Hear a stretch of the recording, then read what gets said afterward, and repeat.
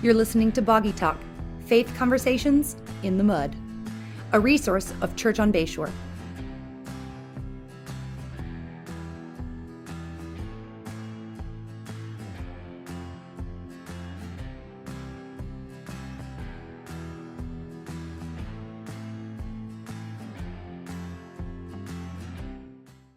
Well, welcome to Boggy Talk. We are thankful you joined us today, and Boggy Talk is maybe just a little cooler today. Maybe a little bit. Because James isn't here. That's crazy. Not that he's not cool. He's very cool. But someone who's maybe a little cooler than both of us combined is here with us. It's Alec Ammons. Welcome, What's up, Alec. Boggy Talk? Hey. Hey. Yeah, we're so glad you're here. I'm glad to be and here. Why are you here? I am here because it's graduation season. Yeah, it's done. Man, I was in a band in high school, which is not surprising, but I hated graduation because we had to play that song for like 30 minutes, and it was terrible because the trumpets had the melody, and we just had to play the whole time. And Yeah. we would just take turns. I'm like, you play this time, I'll play this time. It was terrible. That sounds awful. And to this day, I really don't enjoy going to graduations because... Does anybody enjoy graduations? Doesn't even, except for the 3 seconds where they call the person's name that you love and care about. And you, a student pastor, like you go. And I remember the best part when I was a student pastor at our church, just because of where it was in Atlanta, I had students from like 6 or 7 different high schools. So it was really easy for me to be like, hey guys, I can't come because I don't want to show favoritism. So we're just going to have a party for all of you. And it was great. Man, we don't have that problem in No, Niceville. Golly. No, yeah. Yikes. There's not the north At least and the south. And right. We benefit from, like, it's not like a parent who's got maybe like 1, maybe 2. It's just like, we get to have those 3 seconds of like, oh yay, it's somebody multiple times. Yes. We've got more seniors. Yeah, so and nice. you get to so it is a little more fun because you get to cheer for a lot of different people. Yes. But and really just they go on forever and so many names. And that's what it is. But hey, we are this past Sunday we had graduate Sunday, and our students led in worship. Everyone loves it when they lead. I love it when they lead because it's just a great, the priority of every generation is the next generation. Bayshore values. That's right. And it's just beautiful when they lead. And but you weren't able to be here. No, I was not. Why weren't you here? And how are you here? Why are you here right now? Oh, because we're pre-recording this. At the time of recording this. Yeah. What were you doing? I'm a dad. Woo! That's exciting. Yeah. So we are recording this before Ashley's in. Right. I mean, it would be so awesome if mid-conversation she texted you and was like, "Hey, time. Let's go." You'd be flying solo for the rest of the Boggy podcast. Talk first. That'd be awesome. But you guys are have had a baby now at time of post of this podcast. Yes. And so we just figured that that you're 2-3 days into this dad thing, you've got it figured out. For sure. Yeah. I mean, absolutely.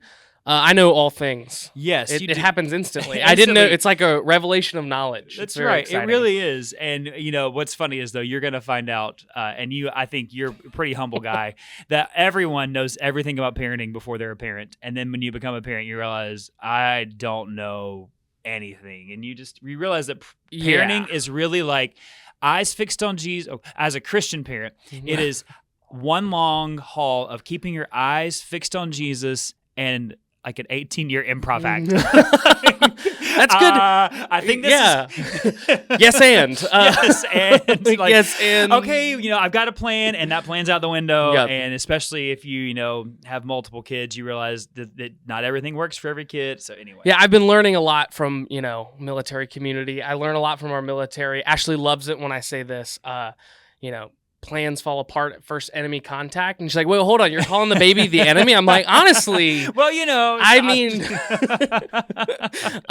But man, yeah, we're loving it. And it's a really exciting season of life. Yeah, it is. Yeah, it is so fun. Well, hey, we're going to dive into what we're talking about today as we're talking about the season of graduation. And really this past Sunday, we talked about the hope, the hope that the next generation has, which is the same that every generation has. The hope is that, we keep our eyes on Jesus. So we want to talk about this tension of that our students live in. But really, I don't think it's a tension just for students because this is a question that people have throughout adulthood. Yeah. And they're wrestling with God's will for their life. And what we want to talk about today really is that pressure of having to have your life figured out and also living your life for the kingdom versus your career or whatever else. And really, how does the church help in this? So really, we're talking about God's will and discerning God's will for your life. And, do you have to have life figured out? So do you have your life figured out, Alec? Yes, I've got a 12-point. No, I'm kidding. It is a really interesting balance of, having plans, but also knowing that God's plans are better. And often my plans and God's plans, man, it's great when they line up, but they don't always line up. And so it's a real tension, and definitely our students feel it. Definitely Gen Z feels it in a major way. Yeah, for sure. And I think, if you go back, everyone's like, what do you want to be when you grow up? And that's, we talk about, that's a question that gets asked to kids from the moment they're 5 in kindergarten. What do you want to be? Ooh, yeah. And why don't we reframe that to who do you want to be? I'm sorry, that's a little philosophical right there. But hashtag deep. Yeah, that's right. Who do you want to be? What do you want to be? But I think this is a tension that we wrestle with, but I want you to speak specifically your role as student minister, and our students well, the influences that are facing them.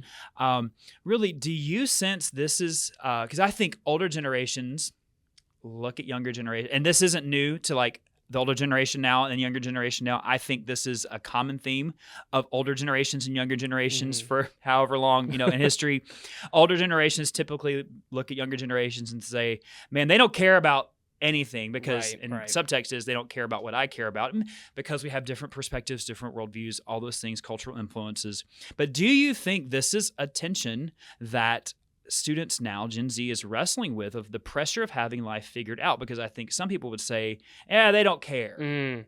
I think that is a huge tension. I do think that is a big characterization of Gen Z. Gen Z is really and truly an incredible generation, but also extremely complicated. They're one of the most entrepreneurial generations in that there's not 5-year-olds, but there's really young people who have their own businesses, and they're their side hustles. They're side hustling. Their YouTube channel.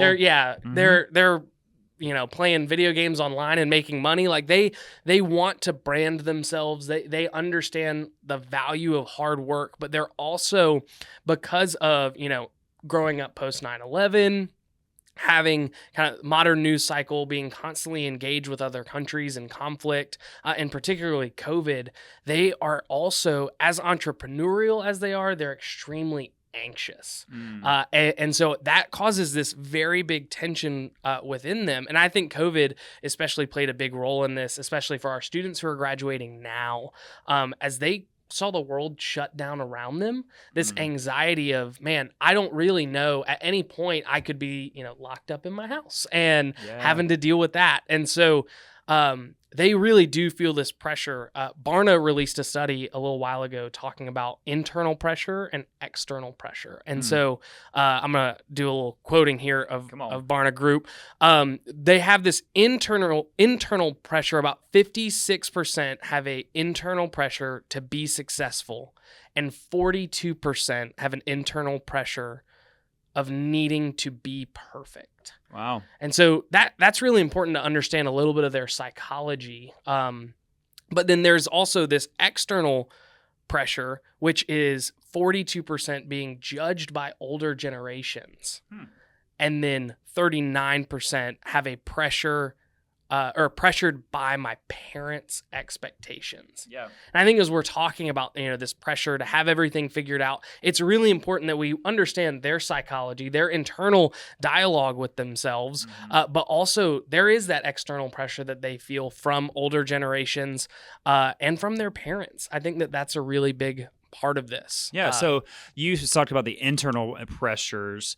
What do you think are the currents flowing into that river, the internal pressure? I think it's Mr. Student Man. Yes, come on. Talk to us about our kids. I think it's a lot of the technology that they consume, a lot of the social media era. We really don't fully understand the effects that has in a large scale.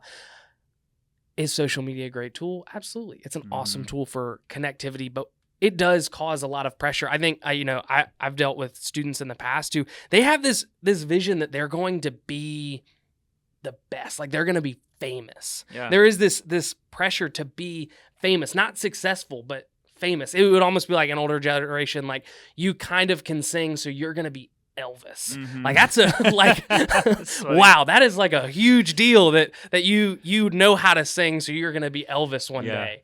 And so there is this really big pressure, and it's even, we talk about a lot of students have the pressure of, okay, what college am I going to go to or whatever that is, but even joining the workforce, it's not just, hey, I'm going to go be an incredible welder.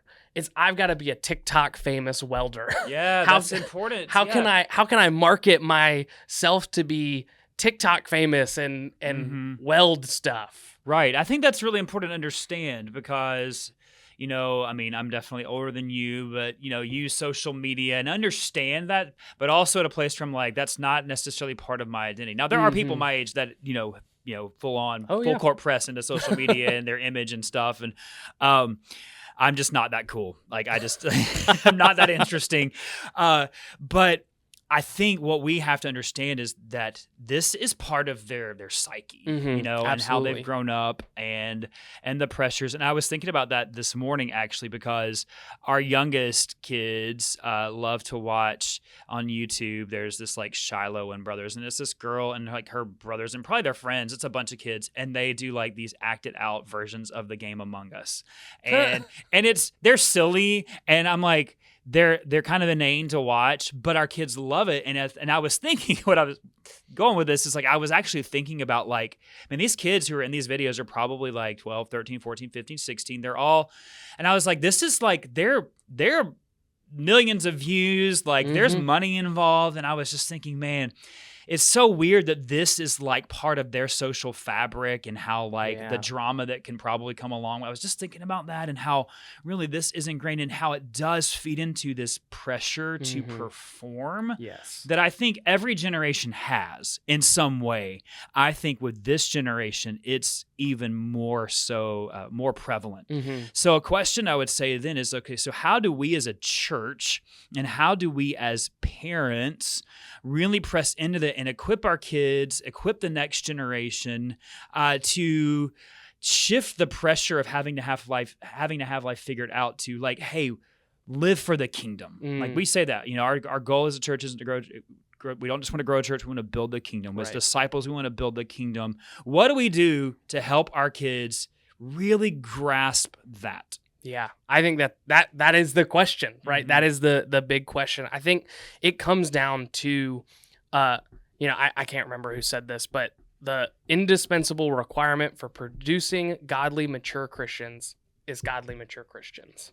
And so it really comes from like, we have to have an understanding. We have to be invested in our personal relationship with the Lord to call that out in the next generation. And I really think, the next generation, it's really interesting, and we've seen this with like revivals taking place. It is one of the most non-Christian, secular generations, believing things, very non-Christian, but has this incredible capacity for revival to the gospel, is very receptive of the incredible love that comes from Jesus. Yeah. And I think it comes from not necessarily, it's almost a shifting of our expectations. We can go back to that percentage of, parents' expectations. Like, what if our expectation of, our son, what if my expectation of my son is not, what are you going to be, but who are you going to be, right? We talked about that earlier, right? Yeah. It really is like, man, calling students out, calling them into the mission field. I think one of the tensions that we see from older generations is they see, man, I was working at a steel mill when I was 10 years old, right? But steel mill, back in the day. Yeah. But the reality is we see more students having gap years, right? And taking that time.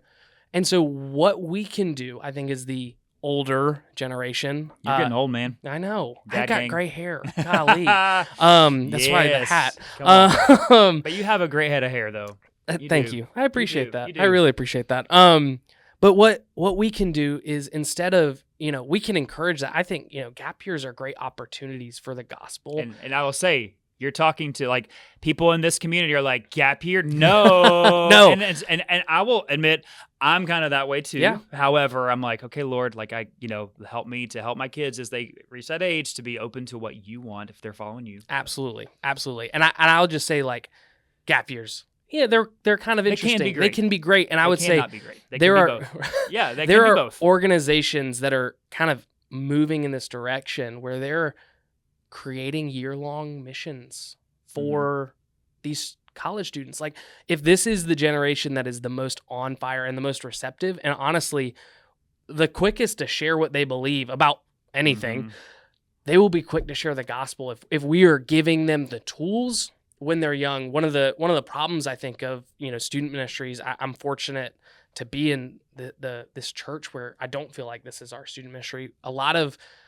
people treat student ministry as its own little church inside of the church. And so when they get out of the student ministry, they don't feel like they're a part of a church anymore. Right. And so we can really, as the older generation, encourage them to be passionate about the gospel and give them the opportunities to go and share the gospel and fulfill the Great Commission. Yeah. And yeah, that's so true. So I think what you're hitting on, and I will just say, like, one of the ways that happens, like the students being part of the church, not their own little church. I mean, you have this past year helped our high schoolers to help own serving in the church with a high school crew, and so many of our high schoolers serve on Wednesday nights with our middle school students and our elementary students, and they love it. And then many of them serve on Sunday mornings, and part of it is that, like, hey, be belonging to something bigger than yourself. And I would say this too, and you hit on this, but I think you said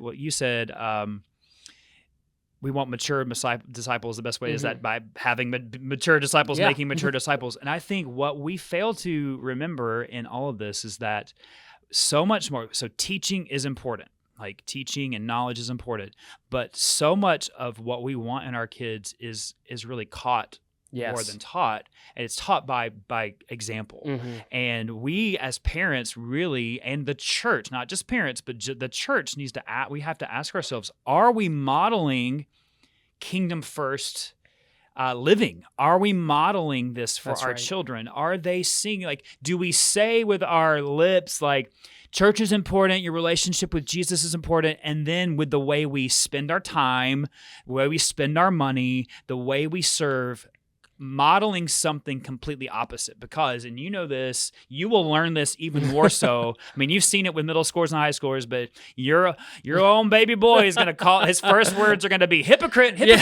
Our kids are hypocrite detectors, and they may not even be able to articulate it, but they know when you say something and you don't back it up with how you live. Like, they recognize that. And I think that is so huge, is we have to be people who are modeling this. And so I would say, as a church, are we doing that? Yeah. As families, are we doing that? Are we saying the most important thing in life is Jesus once you turn 18, but now it's fill in the blank, travel this or these, whatever activity, extracurricular, school, like, those things are good and they're fine and they're healthy, but they're not ultimate. That's right. And I think we've got to ask ourselves, are we modeling that? So how do we help take the pressure off of having to have life figured out? And I would say this is that we tend to put so much, like, what's the plan for your life? What is God's plan for my life? How do we help students maybe how do we relieve some of that pressure? Yeah, I think, a huge part of it is having that conversation as a family. Just this past Sunday, in video form, encouraged our parents of our graduates to continue to be the primary discipler. They've graduated. They're out of the house. Some parents are probably like, man, thank God. But our friends talking about the whole, like, soil the nest before they leave the nest, and like how they're like, all right, there's this thing that happens when they're senior year. They're like, you're kind of like, okay, it's time. You love you, but but the call is to continue to be the discipler, to continue to steep. I like that word of, like, steeping your student in prayer. Yeah. I kind of joked with them and said, like, your student is, yes, high school is it's a monumentous thing. But there's a lot of high school graduates out there. over the next few years of their lives, and actually a very short period of time, they're going to be making some of the biggest decisions in their life. For sure. And, who are they going to marry? What job are they going to do? Their friend group. They're going to be confronted in classrooms with hard stuff. And so it's a continued relationship of discipleship, and it changes drastically. I remember my relationship with my parents changed a lot in college because you're gaining independent. You're not, under the thumb of your parents or whatever. But you really, it becomes a very interesting relationship, and continuing that conversation of, not having to have it all figured out. Another, we like to think about the future, and we really love control. I love control of the future. Yeah. And you were helping our life group out because y'all are awesome, you host, but this has just really stuck with me, especially in this season of, preparing for our son. But like you talked about God already being there, and he's already in those decisions. And a huge part of helping the next generation realize that is steeping the next generation in prayer over those decisions and encouraging them and showing them the gospel. I think it's really easy especially during the season, to talk about the Great Commission and forget about the Great Commandment to love your neighbor as yourself. Right. And that is a huge way that you can love your student as yourself, is continue to preach the gospel. That's good. Yeah, and I would say these conversations don't start when they're 16, 17, That's 18. Right. Like this starts when they're young, and like, hey, I remember talking to our kids, and I hope they, they probably can't recall like one of these conversations, but it becomes a script that's in them. It's like, hey, whenever you're deciding, like when you're discerning what God's calling you to do with your life, like your goal isn't to follow in my footsteps. Your goal is to say, like, how do I honor God with my life? And as long as you're honoring Him, you're seeking Him first, like whether that's God's calling you to the mission field, or He's calling you to be a teacher, or He's calling you to be, or He's leading you to be a doctor, or just fill in the blank. In the military, like, is this like, have you sought the Lord, and will it honor Him? And so that's what we want to do. Is like, it's not to. I think part of the issue is that as parents, we have to fight the pride of trying to live vicariously through our kids and finding our validation in our kids' successes. And I would say even better, in our kids' appearance of successes. Yes. Because at the end of the day, like our kids could ace all of their EOCTs and score perfect scores on the SAT and get into great schools and have great careers and climb the ladder. And if they do that without Jesus, without their focus on Him, like it is just empty and unfulfilling.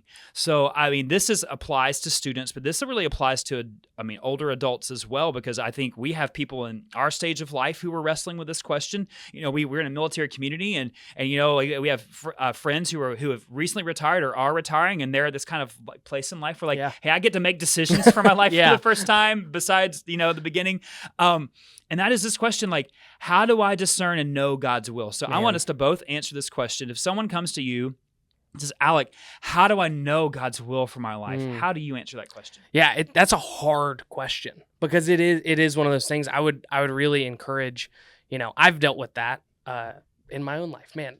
I'm still dealing with that. Still dealing with it. It's a constant tension of trying to figure out what's God's will. What is God's will for my life?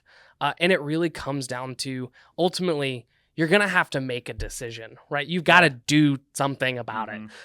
And so, like, how are you praying for that? Are you submitting it to God? I'll just talk about, Ashley and I, our thought when we were kind of discerning a call from God out of the church that we were serving in. Man, our will was not to move to Florida. Our will was not there at all. And so we just started to steep in prayer. God, what is your will for this? And we're going to only apply to places in Georgia to try and, strong arm your will to our will. And I really and truly, God just started closing doors and ultimately opened up this one. And it really is, part of it is, and this is it's not necessarily like tactile in the sense like you can feel it. I don't have like a 12-step program for following God's will, right? But like, are you in God's word? God reveals His will through His word. Right. Are you engaging in prayer, submitting your will to God? Like, thy will be done, thy kingdom come, right? Yeah. That's how we're instructed to pray. And then ultimately, are you making a decision that is honoring to God? Yeah. And I think that's critically important. I think that's a good job. Oh, thank Way to you. go, buddy. Thank Hey, so Alec, what is God's will for my life? Tell me. I need to know. I think, I echo what you said, and I always go to ask, are you asking God to show you his will? Then he's going to. And what we want is the writing on the wall, and what we want is the sign. I always think of is it Bruce Almighty? Like, give we me want a the sign. There's the sign. Like, we want that. Like, we want to walk. I want to walk outside our office, and God, if it's your will, like, let there be a dolphin right there. There's a dolphin. It's obviously God's will. Like, that's the kind of stuff we want. But I think we also know, like, that's like you said, you don't strong arm God into this. So we approach this humbly, and I just always go to I always tell people Romans 12, 1 and 2 is therefore, in view of God's mercy, offer your bodies as living sacrifices, holy and pleasing to the Lord, and do not be conformed to the patterns of this world, but be transformed by the renewing of your mind. Then you will know God's will, his good, acceptable, and perfect will. So how do we know God's will? The renewing of our mind. Like, we are not conformed to the world. And so that means we are living for the kingdom, not for what's best for Justin, but what's best for the kingdom. Yes. And I want this kingdom perspective. So that is not being conformed to the world. Because the world would say these should be your goals, and you should climb this ladder, and these are the steps to success, and take care of yourself, buddy. Yep. But be transformed by the renewing of your mind. And so what does that look like? It is time in the Word. It is submission in prayer. It is accountability with other people. It is being transformed and shaped by the ways that God speaks to us. I go back to the study Experiencing God. That's an old study, but it just talks about the different ways that God speaks to us, and through his Word, through the Spirit, through the church, through prayer, and then you're going to know. And you may not know, writing on the wall, and you may be at this point where option A, option B, and I have to decide there's a deadline, and you just say, okay, based on what I know, I'm going to go with this, and you trust God, and that does relieve the pressure of having to have it all figured out, and I think that's the same for students and adults. Yeah, and I think a huge part of that too, and this is for parents, and again, it doesn't just start when they're 18. It's a process. I remember, my mom and Ashley got to have this really interesting conversation right before Ashley and I got married, where she had been praying for Ashley since I was a baby. And really and truly, it is continuing as a parent to pray God's will over the life of your child, to think about God's will, to ask God to reveal his will as much as he can to you, so that way you can parent in God's will. And, one of the things, this kind of goes back a little bit, but as your student, as your kid is starting to discern, hey, this is what's next, be open and be prayerful alongside them for God's will. I don't think my parents ever thought I was going to go be a student minister. They had other ideas of what I was going to be. And it is really hard when your student is trying to discern, even especially a call to ministry, but any call to anything, trying to find God's will, and your will starts to strong arm. Right. And that's good. So I would encouragement to parents, and you can call me out in a few years as you can be like, hey, you remember. It is hard. I realize that it's incredibly difficult because you have all these things that you want for your kid. And our wants are just wants compared to God's will. And so and it's God's will that they would glorify him. I think, they would know him and they would glorify him, and that's his will for us too. Yeah. What is God? At the end of the day, that is God's will for us to glorify him. That's why he made us. And so that perspective, we'll wrap it up here, but Ephesians 2, this, the passage we've been in for the past few weeks, and James talked about this past on Sunday, just that all our knowing God's will is grounded in the hope of Christ. We know what God has secured for us, and we see it through his mercy to us. It is God's gift of grace to us. Jesus is our hope and our peace. He himself is our peace. Come on. And then the end of Ephesians chapter 2 talks about that we are now fellow citizens with the saints and members of the household of God. And so really our pursuit of God's will is always tethered to his church. Yes. And that sounds like weird as a pastor to be saying that, and I don't mean necessarily this church. I mean the church, and I do mean the local church as well. Like wherever God sends us, and you say this to our students as they go off to college. Like if they're going off to college, first priority is like find a church. Yeah, college visits. Yeah, find the church. Look at churches on your college visits more than football teams. I mean, yes, because it's just so important, like to be tethered to the church, because that is God's plan for His redemptive will in this world is through the church, and really that goes back to what Paul says in Romans, that not conform to the pattern of this world is. Seek God's will. Yes. Seek your own pleasure. Seek your own. And then even as Christians, that creeps into what is God's will for my life, rather than saying like, God, how does my life fit into your will for the church, and your will for the world, and your will for the kingdom? How does my life fit into that? And it's so counterintuitive or counter to our individualistic goals. So be a part of a church and just, a good, solid, no perfect church, but a church that is solid in its commitment to the word and its expression of the mission of making disciples. So, man, if you've got questions about discerning God's will, about your own life, for your kids, reach out to us, ask questions. Alec, he'll have even more expert advice in the coming days as he figures out parenting. As the Lord bestows Once the wisdom of parenting. Once you guys get some sleep. Yes. Exactly. So, yes. Yeah, well, hey, we got a couple of questions, and I'm going to ask you these questions. This is a question. We'll probably talk about this in a few weeks, too, with James back on here. We've talked about this before, but hey, what podcast do you listen to? Man, what do you recommend? I love a podcast. Yeah. I am constantly... You have a great podcasting voice, too, Thank I think. you. You do. Welcome to Boggy Talk. I feel like I don't because my voice is so high. You have a great...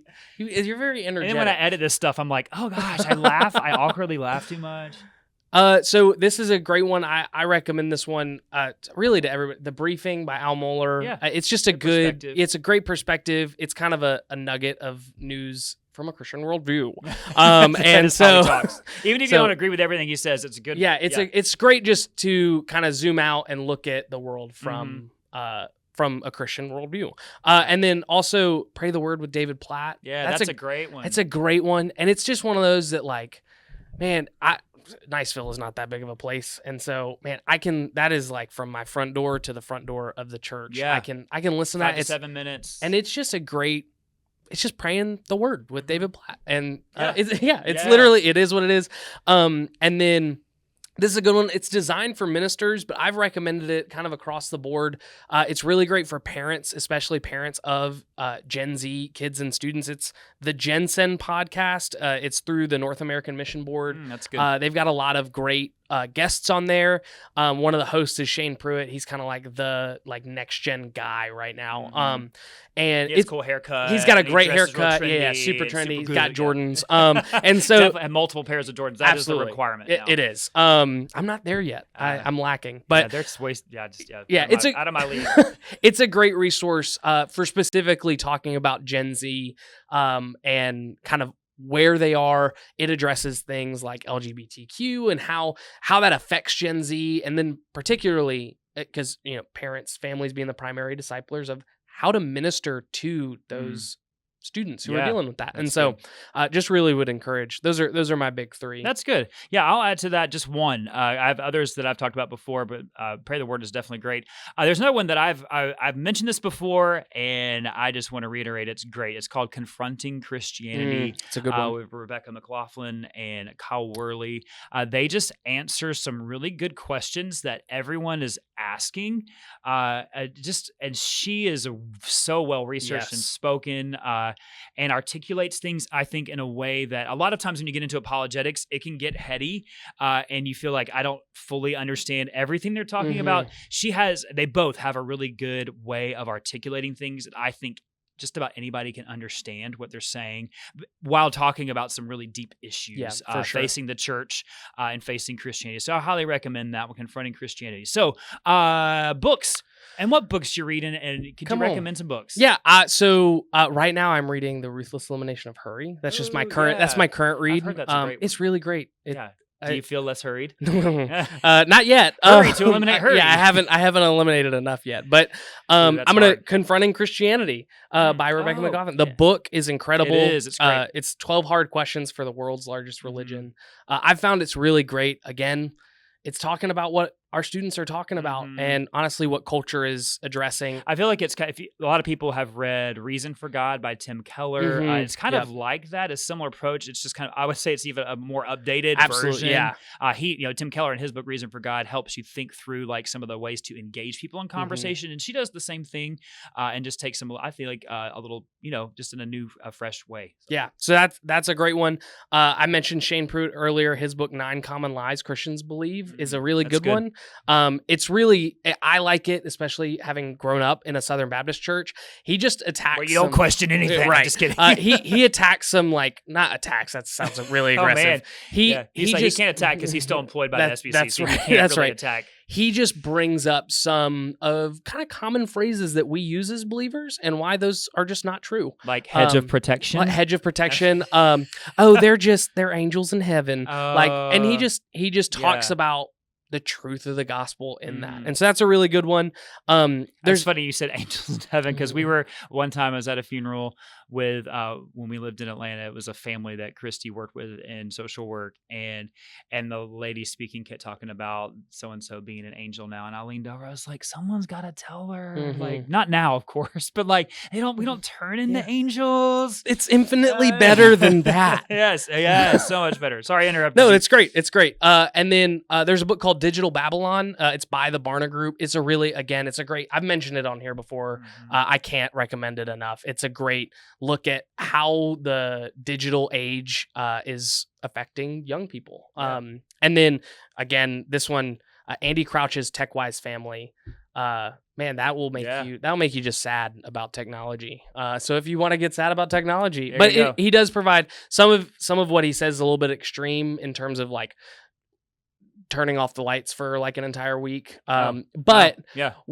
His main point is like how technology keeps us from an intimate relationship with the Lord sometimes. Yeah, absolutely. So it's a good book for that's good for those of y'all. Hey, and I just had this thought. Why don't you send those to me, and we're going to put those in the show notes. Yeah, that way I can do that because for it's sure. hard to, if people are listening as they're on the run or in the car, they can't write. If you're running right now, you're doing a great job. Way to go. Man, listening to us while you're running. What could be more? You can do it. You're almost there. By now you're probably like mile 4. So keep it up. Don't think about water. No, yeah, that's right. Yep. No, just don't stop. Keep going. I will add to that a book that we just read as a staff. I almost brought that one up. Gospel Fluency, Come Jeff read Vanderstelt. It's really good. It's so good. We had some great conversations with that for our staff team, and I know a few other people who've read it, and I think it was it's called Gospel Fluency again. No, it's called Gospel Fluency, not again, by Jeff Vanderstelt. Just really helping people. I think it's really great for anyone.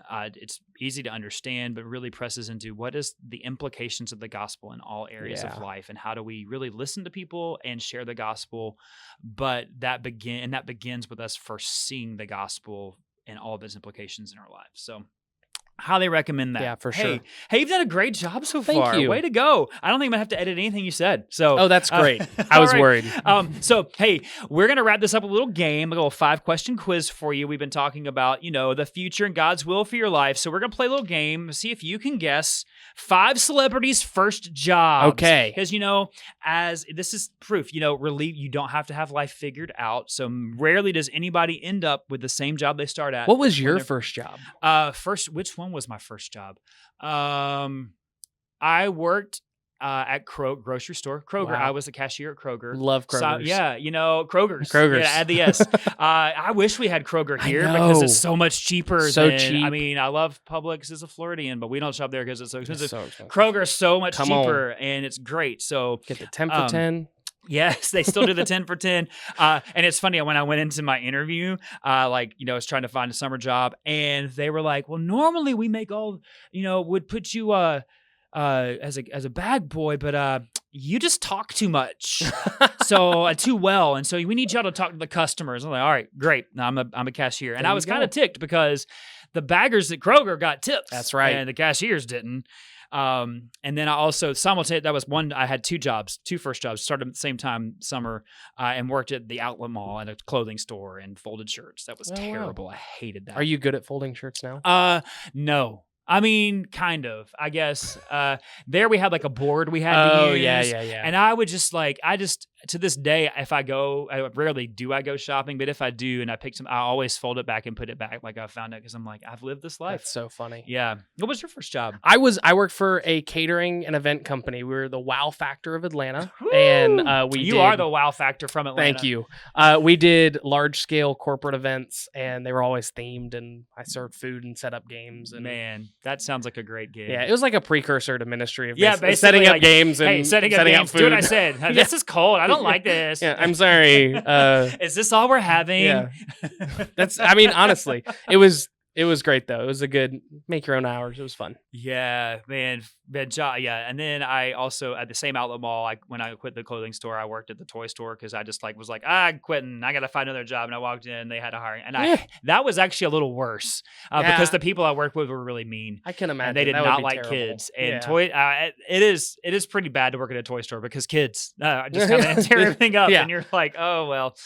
So that one did not last long. I couldn't take it. So anyway, all right. So 5 celebrities, their first jobs. Here we go.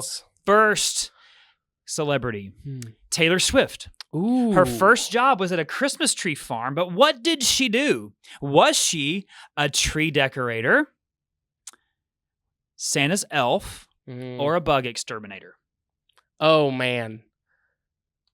I feel like I gotta go with Santa's elf. She was not Santa's elf. She actually was the bug exterminator. Really? She had to go around to all the trees and pick off the praying mantises, Weird. whatever. Because they would lay eggs, then hatch in people's houses. That's so strange. Yeah, the Christmas tree farm. We had that happen to us, not with praying mantis, but we, growing up, lived near a Christmas tree farm. Would always go the day after Thanksgiving, cut down our tree. And one time we went to see family in Ohio after Christmas and left the tree up, came home, and there were bugs everywhere in our house. It was really bad. You needed Taylor Swift there. That's Taylor. If only Taylor Come Swift on, worked Tay-Tay. She was Why weren't you there? She was probably 3 at the time. That's why.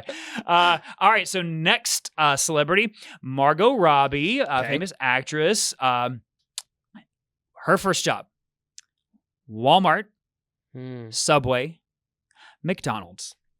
Man, that's not a big range. Where do you see her working? Isn't she from Australia? I have no idea. Do they even have Walmarts in Australia? Don't know. Maybe. I'm going to go with Subway. You are right. Come on. Wow. She worked at Subway. It's a good first gig. Yeah. 5 for $5. I mean, no, not 5 for $5. The $5 foot long. I wish they still did that. Yeah. But I would eat more Subway. Oh, well. Inflation. That's right. All right.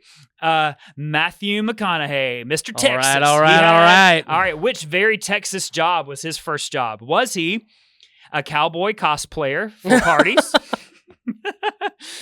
Mechanical bull operator, or an armadillo hunter? I don't even know if this is even a thing. Armadillo hunter. Yeah. What? Yeah, he was. He worked for a country club where he had to hunt the armadillos that would nest in the sand traps. So interesting. You can get leprosy from an armadillo. You can. I'm glad he didn't get leprosy.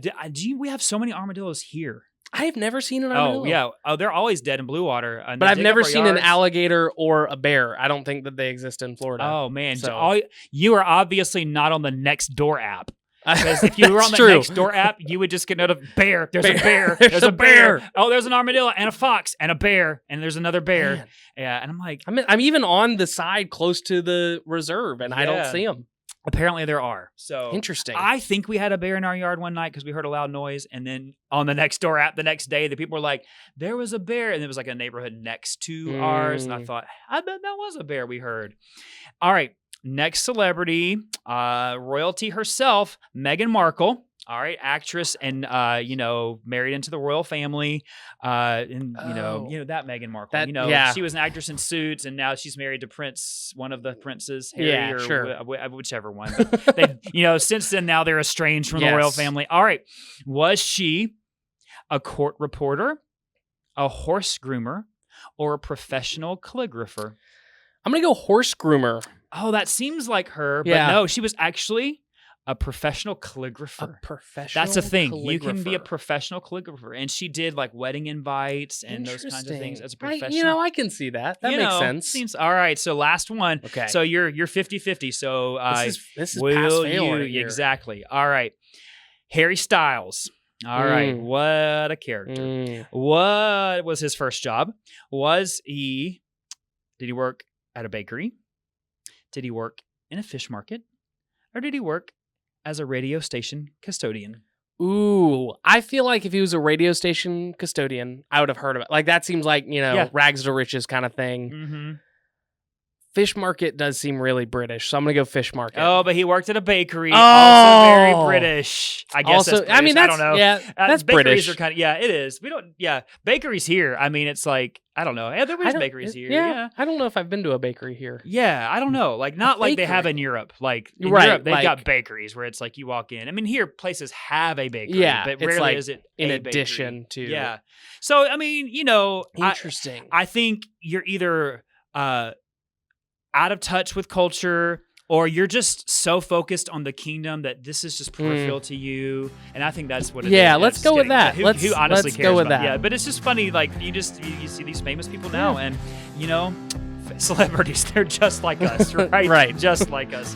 Well, hey, if you have questions or you want follow-up information about anything we talked about today, let us know. We love your questions. Keep sending them. We've got some good questions coming up in the next few weeks, and we'll see you then. Sound good. Thanks for listening to Boggy Talk. We are so glad you joined in the conversation. Go ahead and subscribe so you don't miss a beat.